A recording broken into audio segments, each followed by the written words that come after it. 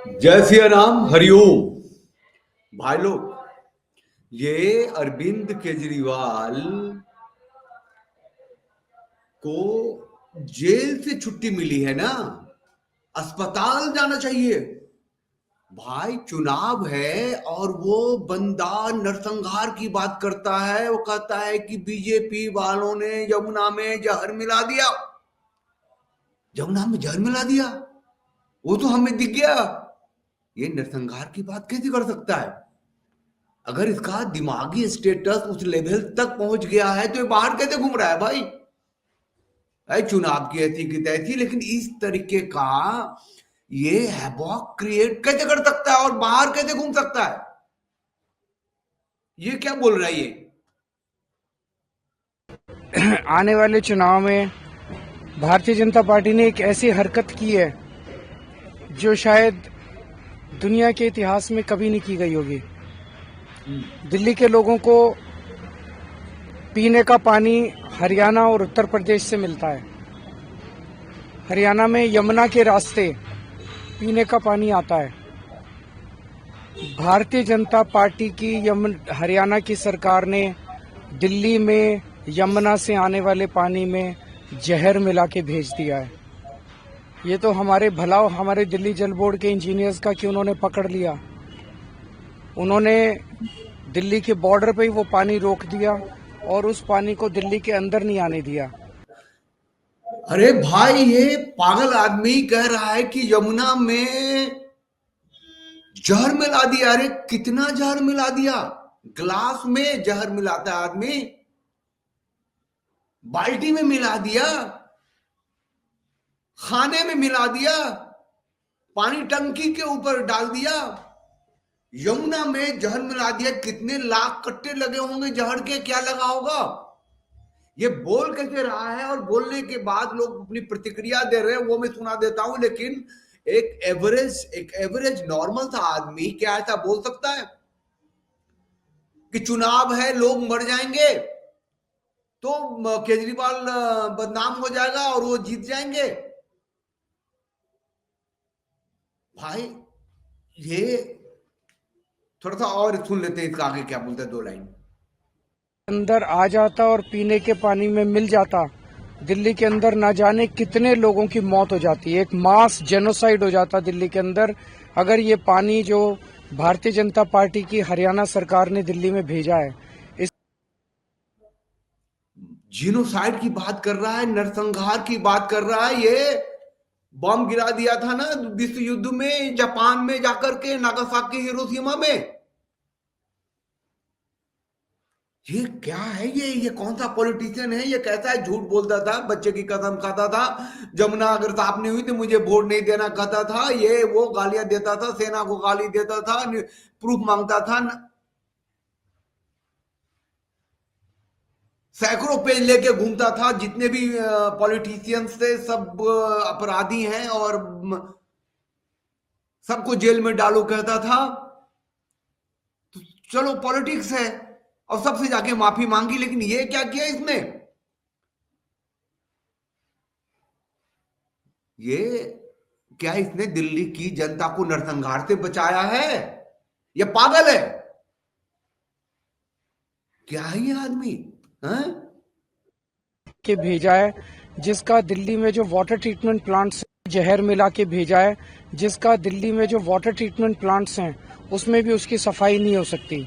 और इसकी वजह से लगभग 1/3 दिल्ली के अंदर पीने के पानी की कमी हो गई है।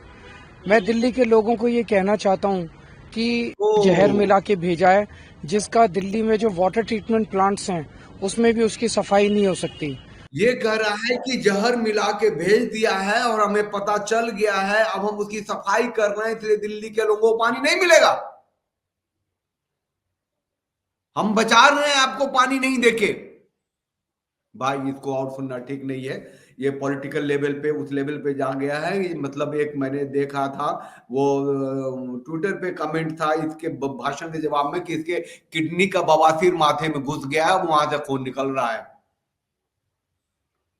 This is something horrible. मतलब एक ऐसा कोई राजनेता कैसे हो सकता है?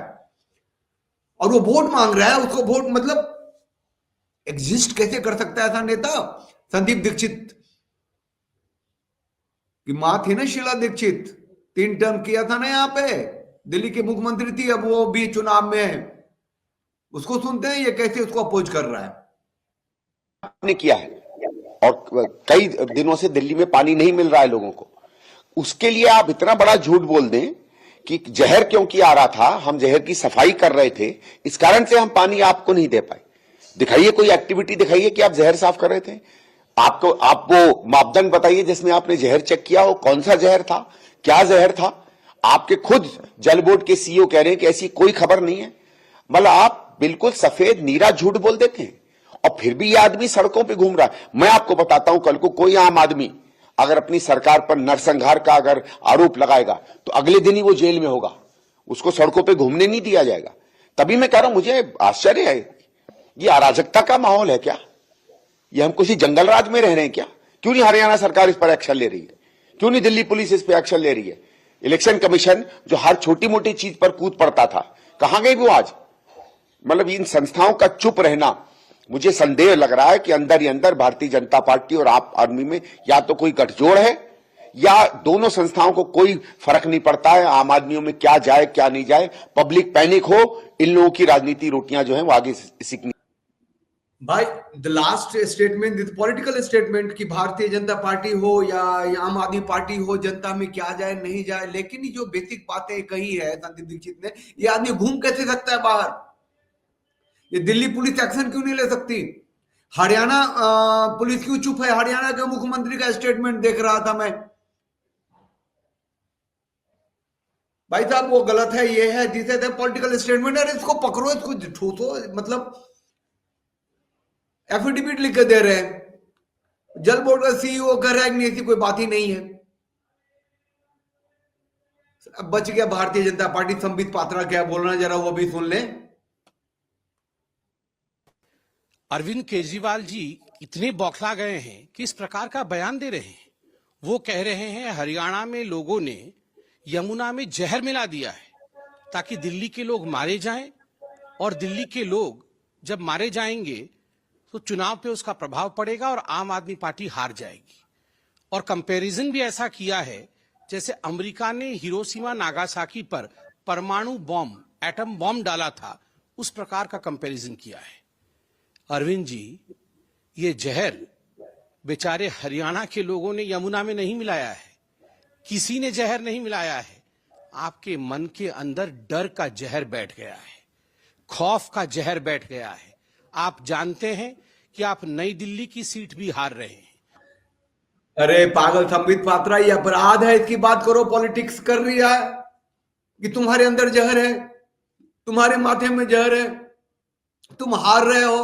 अबे हार रहा है, राजनीतिक पार्टी आती है जाती है, तुम पूरे आवाम को डर दिखाओगे? तुम्हारी हत्या का, नरसंहार का डर दिखाओगे क्या? कश्मीर में जो कश्मीरी पंडितों का नरसंहार हुआ, उसे न तो भारतीय जनता पार्टी ने माना, और ये आदमी जो है केजरीवाल तो हंसता ही था कश्मीर फाइल फिल्म में आके रावण की तरह। ये कमीने लोग हैं ये, मतलब एक आम जनता को, मतलब समझिए भाई साहब, वो कह रहा है कि नरसंहार हो जाता अगर उसे चूक हो जाती तो। ऐसे बयान देने वालों को सड़कों पे घूमने देना खतरे से खाली नहीं है। और हम ये कह रहे हैं और वो वोट मांग रहा है, वो कह रहा है मैं तीसरी बार सरकार बनाऊंगा।